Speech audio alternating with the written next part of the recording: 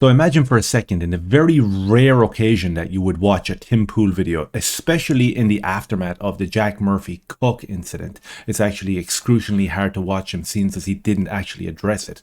But when watching his live streams or when watching his videos, to hear him say, "I'm not a doctor, go speak to a doctor," probably 35 times in a video.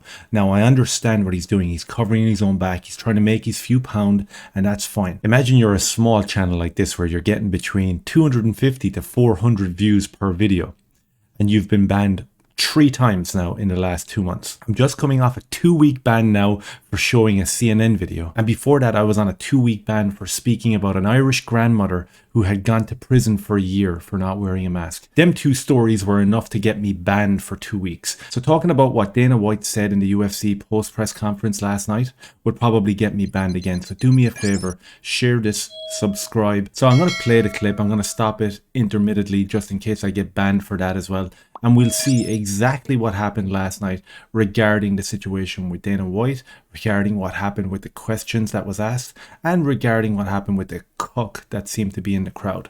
I was wondering what your thoughts were with the 200 plus doctors trying to put pressure on Spotify, saying that Joe's a menace to... Are they really? Yeah. Well, before he even goes on there, I'll just pause it for a second. And again, Joe Rogan is not a doctor, but when has it been a situation on this planet where someone has done something or taken something that helps them, and then they mention it as advice to their friend or whatever? When you get a cold, when you get a flu, and you take a hot lemon or you take a hot whiskey, and you say, "You know what I did the other night? I took a hot whiskey, man, and I felt brilliant the next day." When has it been a deplatforming situation where you get ostracized and excommunicated for actually giving out advice like that? Well, how about this? Ever since I came out and said what I did, it's almost impossible now to get monoclonal antibodies. They're like they're making it so you can't get them. You know, medicine that absolutely works, they're keeping from us. I don't want to get too political and start getting into all this shit, but ivermectin and monoclonal antibodies have been around for a long time. Now all of a sudden you can't dig them up to save your life. The doctors won't give them to you.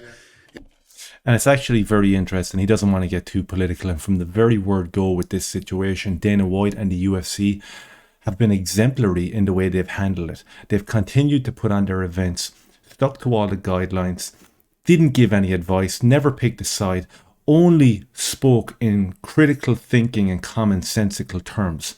That's what we're looking for, nothing else.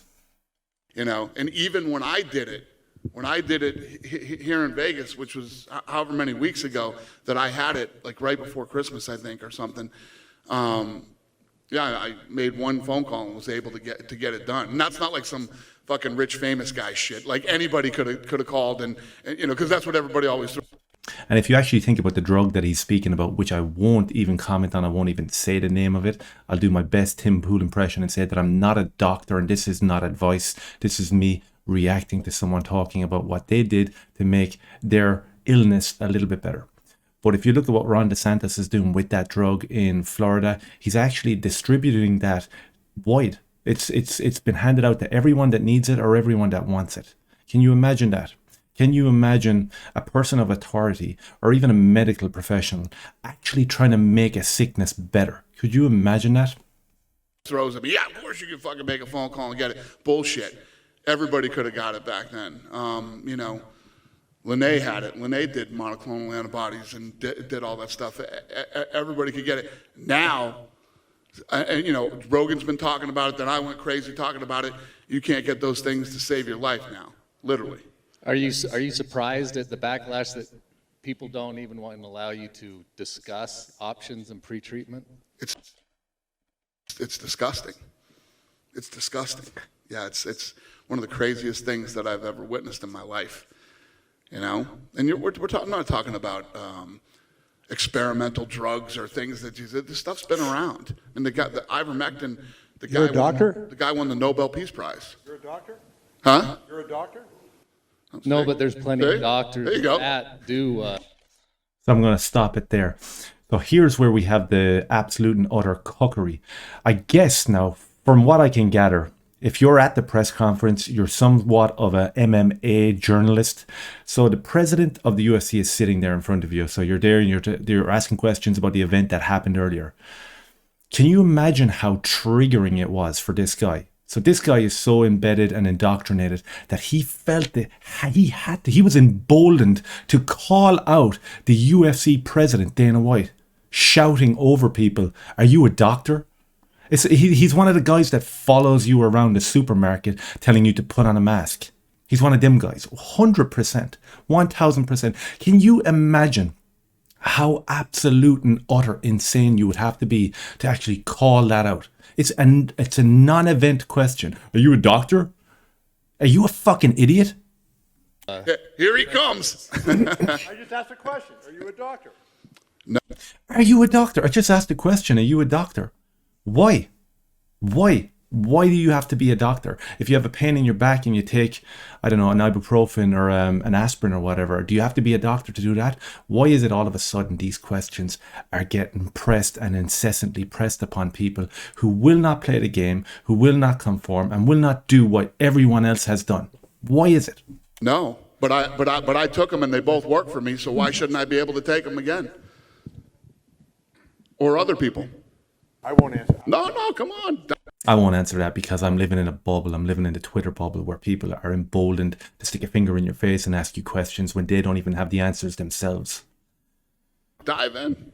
We do have a brain. Why shouldn't we be able to take our them? own decisions. Right? You want to know what's scary? I bet I could get some fucking pain pills quicker than I could get monoclonal antibodies. No, not maybe. That's a fact. That's a fact. They fucking hand out pain pills like they're Tic Tacs. And he's not wrong when it comes to the painkillers.